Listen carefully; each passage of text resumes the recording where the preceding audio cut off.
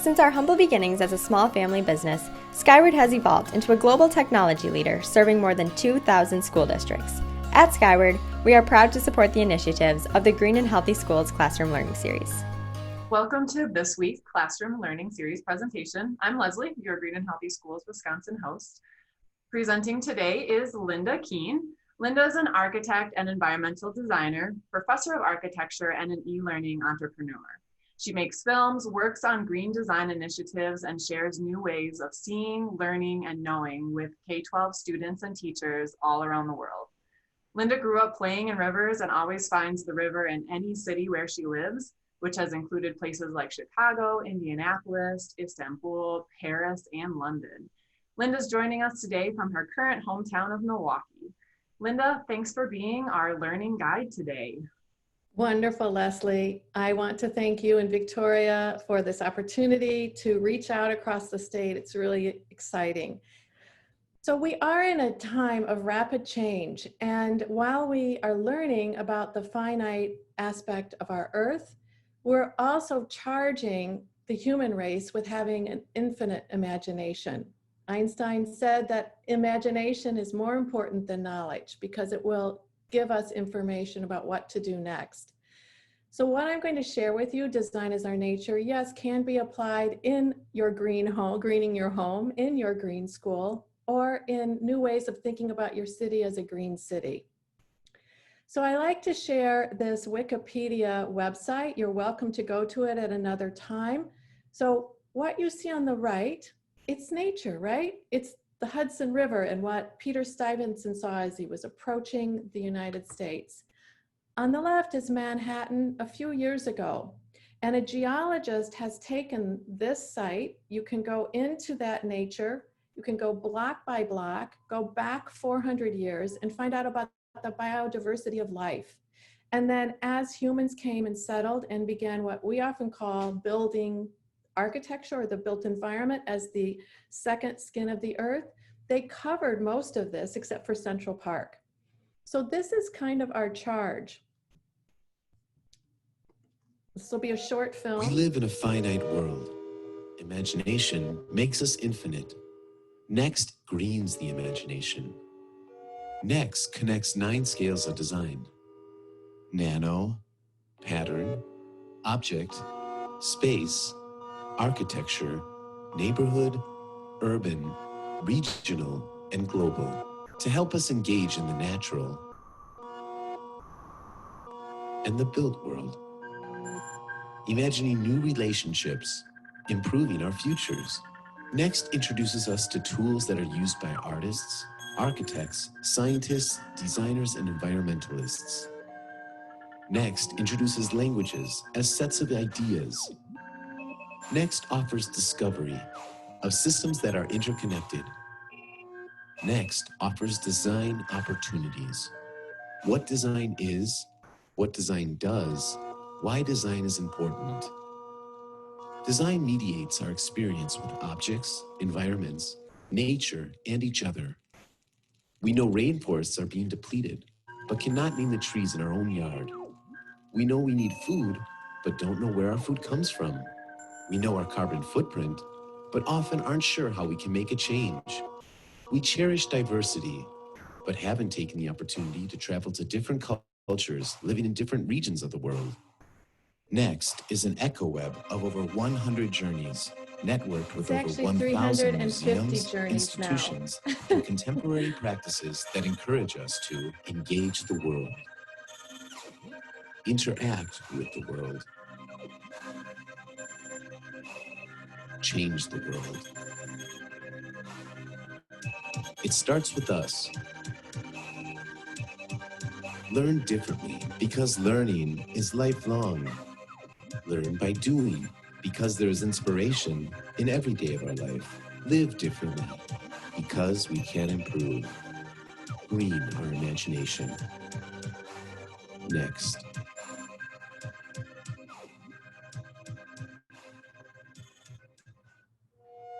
Oops, sorry. So why should we learn from nature? Well, we were all born when we're here, so we inherit this earth as we know it, But we also, with our imagination, can dream of the world that we are prepared to build and want to live in.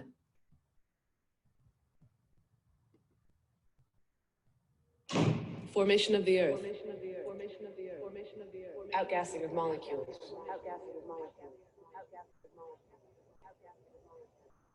Formation of oldest rocks.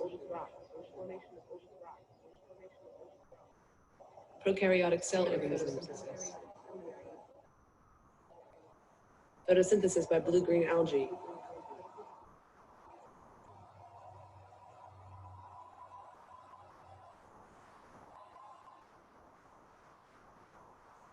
Eukaryotic cell organisms.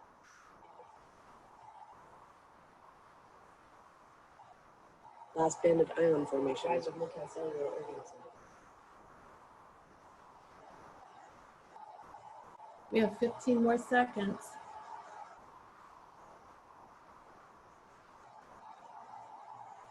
Keane formation of ozone.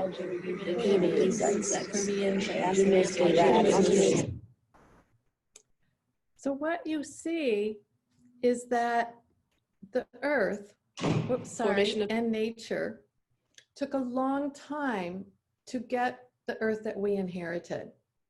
And I know that that 60 seconds went really fast, but I think probably if you look at this chart, you'll see those rocks that are the oldest preserved things that we know of. And then you'll see this period, there's a long period where not much happens. Remember, it kind of just froze.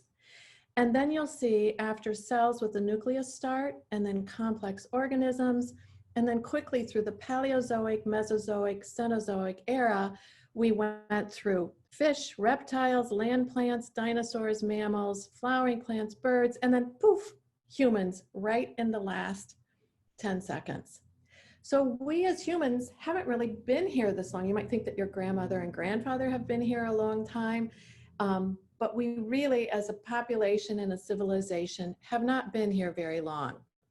So the worksheets that I shared with your teachers, you're welcome then to cut and paste so you can begin to build a visual memory of how long nature has been here. And so we want to look at ways to easily connect you with nature. Because if we look closely right from where we are, we can see the world from where we stand. So even though we're inside now, you're all probably watching this Zoom in a design space, you have access to amazing things on the internet. And with Next, this one happens to be Under the Scale Journey. It's a really famous film by Ray and Charles Eames. They were designers, called Powers of 10. And it starts with this gentleman and his girlfriend. They set a picnic in Chicago in Lincoln Park. And then it goes up through outer space. You can see we're getting further away from Chicago and the continents, and you can see the Earth. We go up into the planets, but you can see, just like in those 60 seconds development of nature, there are periods of great activity and then periods of less activity. Seems to be like a sine curve of activity. You go way up when you watch it. It takes about 10 minutes, so we're not sharing it now. And then you dive down. It's like as good as a roller coaster ride. And you get right onto his arm here. And you go into the arm, and it looks like baklava. I don't know if you like baklava, but I did, living in Turkey. But then it looks like the Grand Canyon. And then you're really thinking, I have really dry skin. I look like a dinosaur. And then it goes into your body and your cellular and molecular structure and activity. So we call this the XY axis, or the vertical dive. And with it, we're going to shift scales today. This is just a picture of some things that I have collected. You might have guessed, these are coral and quartz. These are shells found on the beach. And these are small models of really major buildings in the world. And they all look somewhat similar. They look like barnacles. They have geometry, they have shape, they have characteristics, and they have ornamentation. So now we're going to ask, what is our nature as designers? So here you go. I'll give you 1 minute, or a little under 1 minute. Think of everything you see right in the environment you're in. If you have a pen, write it down or put it in the chat. Think of nouns of something designed, a person, place, or thing. And then when it's about 30 seconds, go. You have like, I'll do this 20 seconds. Then I'm going to switch to nature, and we're going to ask you to think of a person, place, or thing in nature.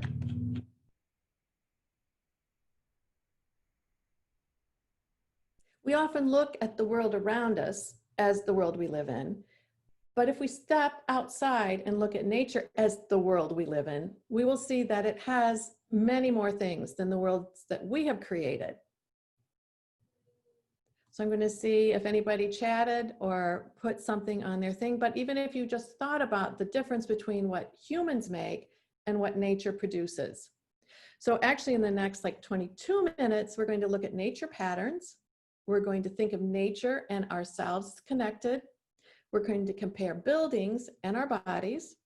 And then we're going to explore nature's verbs as innovation and end with Ask Nature for biophilic inspiration. So this is another, if we went the XY with powers of 10, this is another scale of the universe. But I actually like it a lot. I'm not going to go live with it, but I like it a lot because it shows things that people make mixed up with things that nature has made. So I'm just going in. Oops. Hello, wonderful person. This is Anton, and in today's Sorry, we're going to not play the video because it takes too long. We're going to go in a little closer. I like this because it shows a chicken egg. We all eat eggs, a matchstick, a penny, a common worm, a microwave leg, and then a marble. So you can see it's getting closer. But then it also shows us a seed and a drop of sleet in the rain and a grain of rice. It's actually really beautiful. It's done by a student. Now we're going to go back out and we're going to zoom out. We're with elephants, giraffes, and the Apollo lunar module, the Hoover Dam, the Great Pyramids, the Eiffel Tower, and the Halley's Comet. And believe me, this is a lot more fun when it's live. But take a look at this.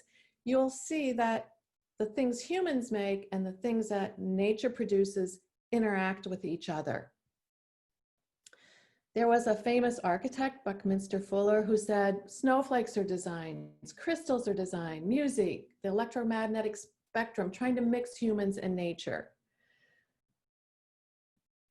And so I have left your teacher and you these nature bingo cards. So you can play with them, you can take them out, and as soon as you see a songbird, you can do a little sketch, or a deer or a bat. If you can't find the object on your nature card, you can either switch to another one, or you can look it up online and draw it. And of course, you're not going to just do the nature bingo card, but you're going to do the environmental, the built environment.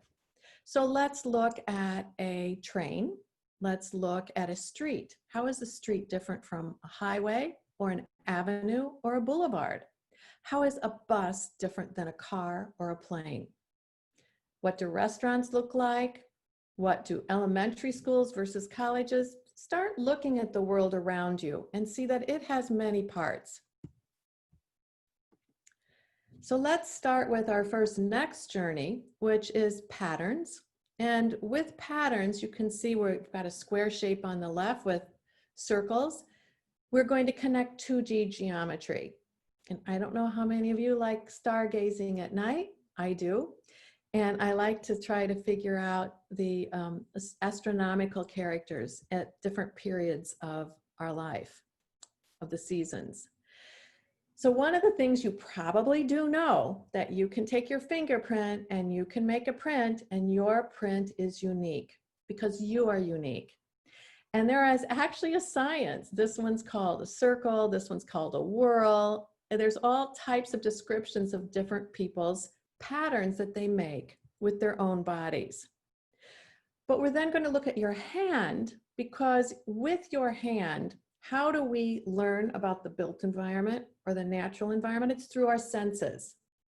And so we see this famous photograph of a hand, and it shows that on the tips of your hands, it connects, when we touch something, it connects to our ears, it connects to our eye, it connects to our sense of feel, touch. We just don't have the tongue on there, taste. But we're going to actually then look at the body in a different way today, not in a sensory way, but a way that is akin to nature and geometry. And so we have golden mean workshops or worksheets for you to fill out. And first we're going to ask you to look at this cactus, and you can see that there's a center point, and then there are spiraling arms that go out. So when you get this worksheet, you can draw that spiral shape. It's quite beautiful. And the reason, and this was the picture Leslie had chosen, this is called the golden mean. And what it is basically it starts with a square and you draw a diagonal from the bottom corner to the right corner, and then you start an arc. And that arc, when it comes up there, is going to come around to a quarter circle, another quarter circle. It keeps getting smaller and smaller, and you'll see that this is actually the same pattern of this conch shell cut through. So there's a spiral here, there's a spiral in the cactus. Now let's look at our hand and our number.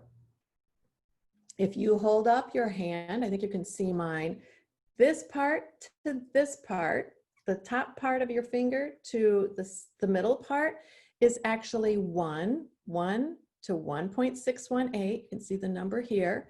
Or B to C, this is 1 to 1.618. So you have the golden mean in your finger. Now I didn't draw it on this one, but you could draw your face, and you can put your fingers here from your chin to under your nose. That's a third. This is a third. And this is a third. There are many proportions in your body, as well as symmetry, which we'll talk about in a minute. Here you can see in a typical person's height with the ankle, the knee, the hip point, that A to B, from your shoulder to your elbow is usually about 1, and then down to your wrist is 1.618. So people understood this magic in their own bodies and then in nature.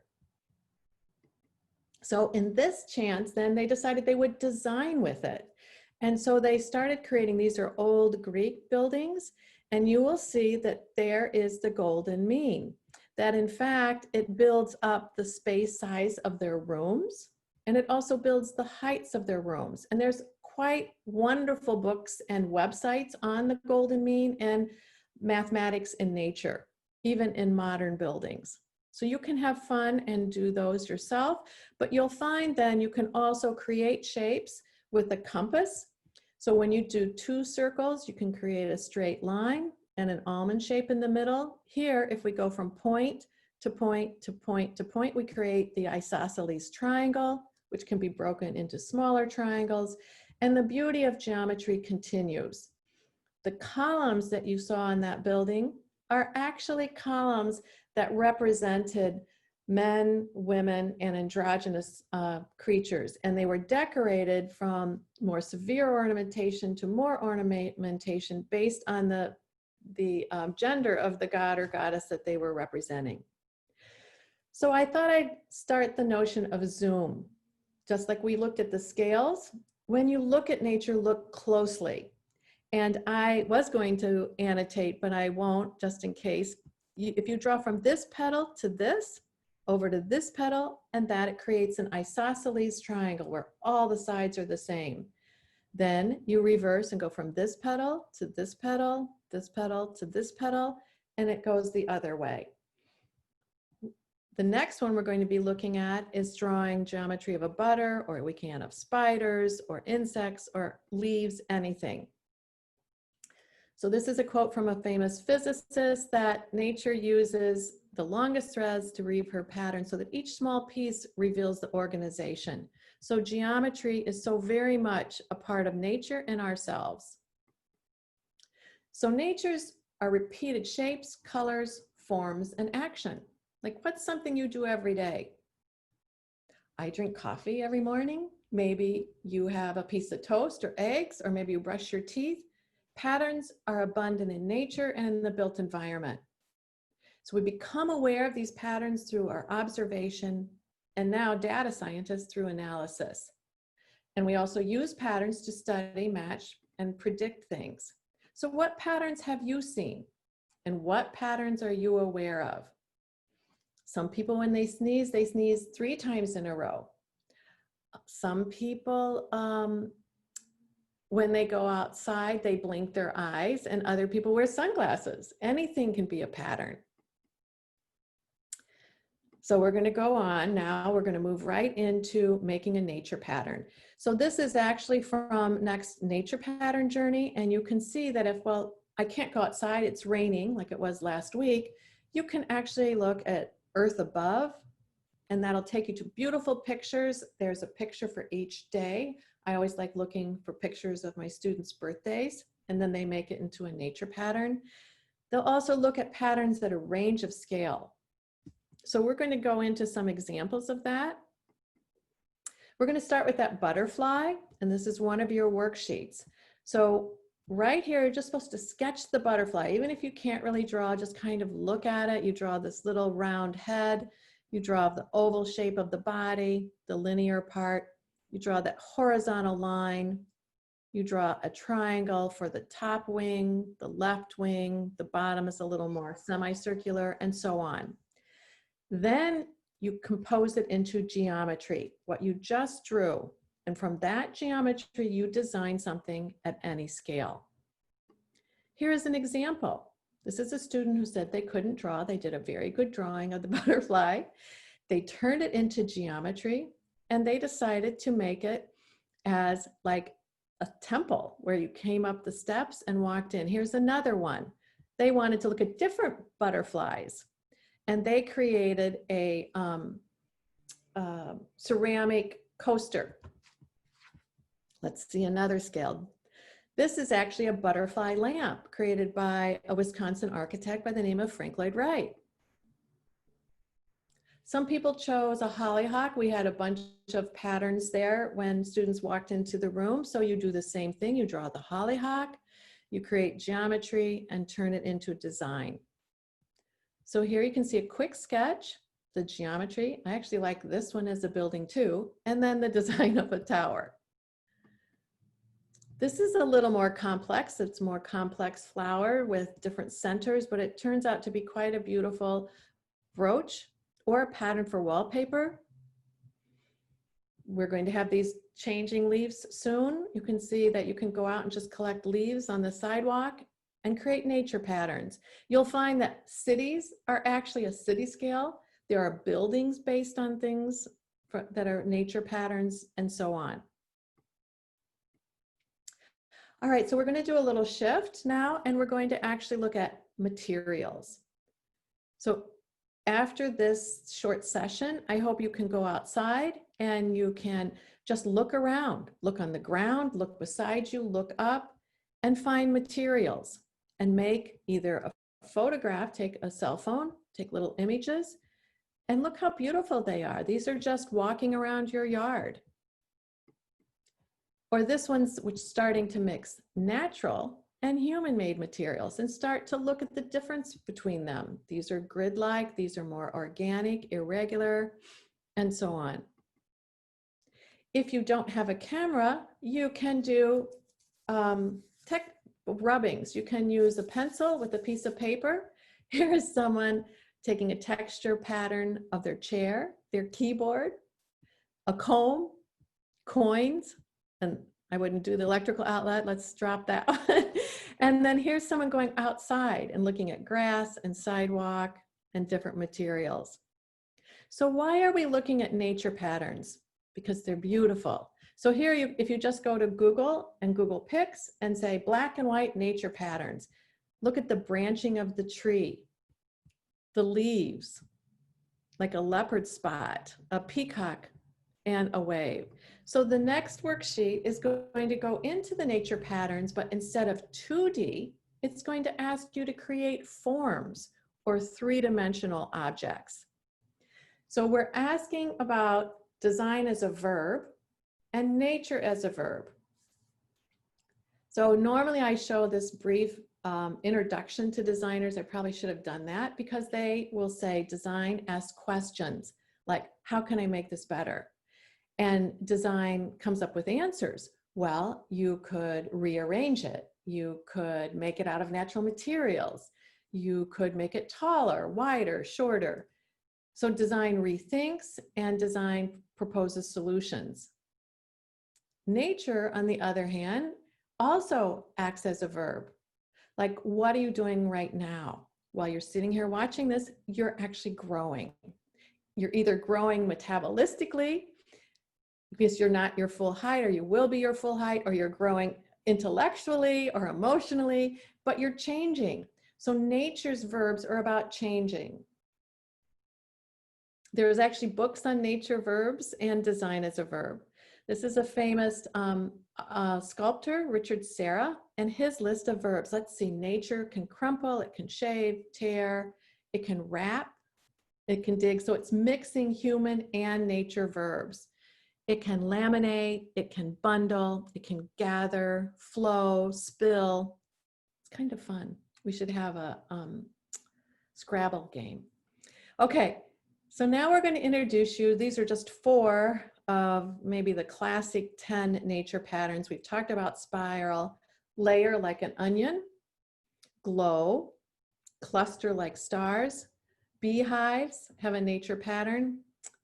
But if we look at nature patterns, we can see they repeat. This one alternates.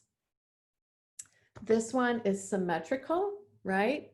What is above comes down below, and you can see there's lots of ways in the circle or the square or the star to radiate those different patterns. And the one on the right then is rotational.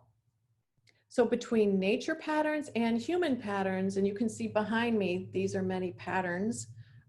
There's a lot you can do, and whew, this is searching for nature patterns on Google. I just did this one today. So if you didn't like the ones on the worksheets, you could use these.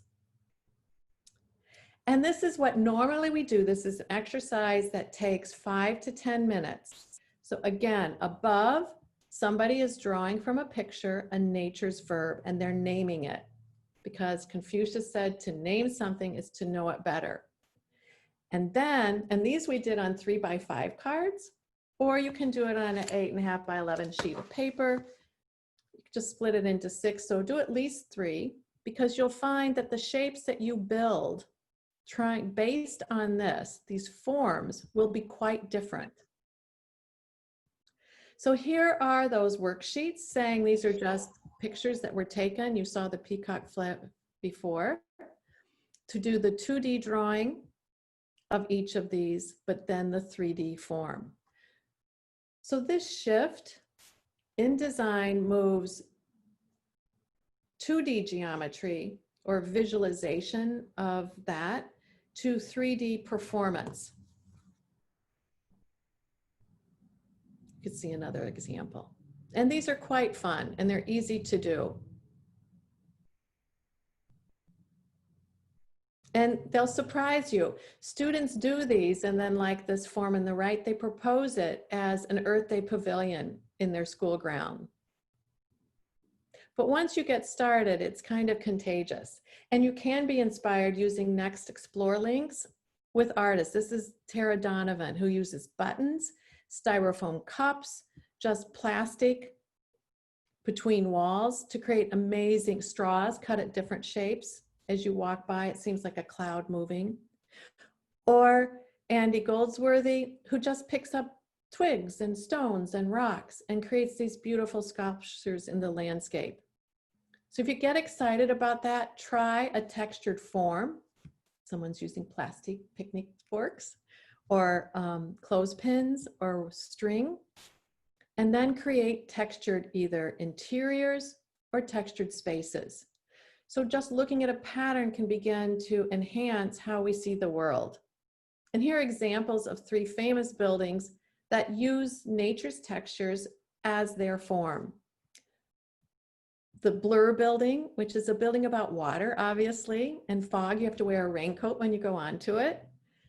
A bird's nest stadium for the Olympics, and an incredible rock, heavy concrete concert hall by a different architect. So we're almost done. This is the last part where we compare buildings to our body. So you should know that the word face is the same word as the front of the building. So your face is your facade. The top of your head is your roof. Your eyes are the windows to your soul. The nose is how we breathe. The doors, mouth, is things go in and out of our mouth and in and out of our ears. So we take that and we look at, well, buildings have systems and our body has systems. So skeletal, which system is it? You can come over here and say, oh, it's what causes the building to stand up. My digestive is waste management. Food goes in, we all know what goes out.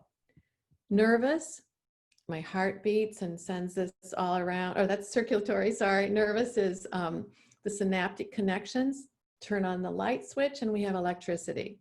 So here you can see your face. If you, this is a fun thing, there's your original face. If you tried to take both sides of your face and repeat it over here, that's called asymmetrical symmetry. Because if we did this with her face, she would look a little narrower there and a little wider here. So it's interesting, you can play these games. And if you're taking a health class in 6th or 7th grade and you draw all your digestive systems, then you can draw the building systems. So here a person has done that and is beginning to understand how a building reacts like a living thing. And then finally, to bring the design as nature back, this is an old chart by Malcolm, who did underground housing and architect, but he talks about nature, what nature does, and what buildings do. And we're asking you to draw a space in nature and label it, but then draw a building based on nature principles. So that's your challenge. So thank you for being a great audience. These are just ideas of how to bring patterns into our world in beautiful and meaning ways. And I'll leave you with Ask Nature, which is an amazing website where you can ask them any question. How does nature land? How does nature glow in the dark? And they will give you the natural response, but also a company that's basing their design on the biomimetic way nature works. What I leave with you today is next, the website. It has created by college students to reach K-12 schools and classrooms with contemporary practices and field trips and topical links to research. One of the things that design does is to bring a lot of subjects in K-12 into a project. So it might take writing, communicating, collaborating, creating. And a lot of schools that we consult with, 2 teachers will work together, maybe a science teacher and a math teacher, or a language arts teacher and a health teacher, PE teacher. So it's really fun because design is a collaborative act. And that's why it's easy once you open the doors to saying, I will bring in nature with what I'm thinking. The journeys in Next are aligned to North American environmental education standards, next generation science standards, and Wisconsin earlier art and design standards. And it's really amazing the overlap of these 3 different types of standards. So you can access them. They're all downloadable under the website under About Next, or you can get the science under About Science, the environment under About Environment, and so on. So we feel that design can actually incorporate every subject. That's the list of all the journeys. So we've added, we're verging towards 400 now, with about 8,000 activities linked to about 10,000 websites topically. So have at it. Oh, one last thing. If you liked this sequence, Design is Our Nature, it actually built upon something that we started during COVID, knowing students would be at home. And so we have created something called Creativity Connections. So if you just Google next.cc Creativity Connections, these are some of our themes that you can see. Design is Nature was our 3rd week.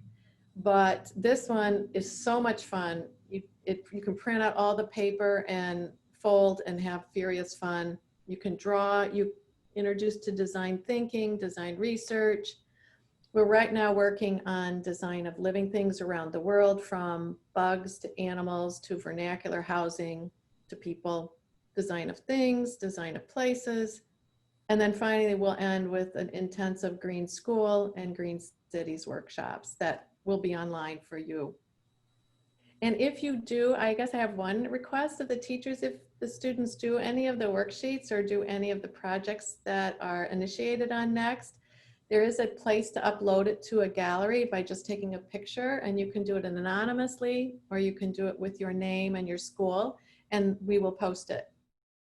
Linda, thank you so much. That was a lot of great activities, and I can really see how students and teachers could utilize that in a lot of different ways within their school and at home too. So thank you for sharing.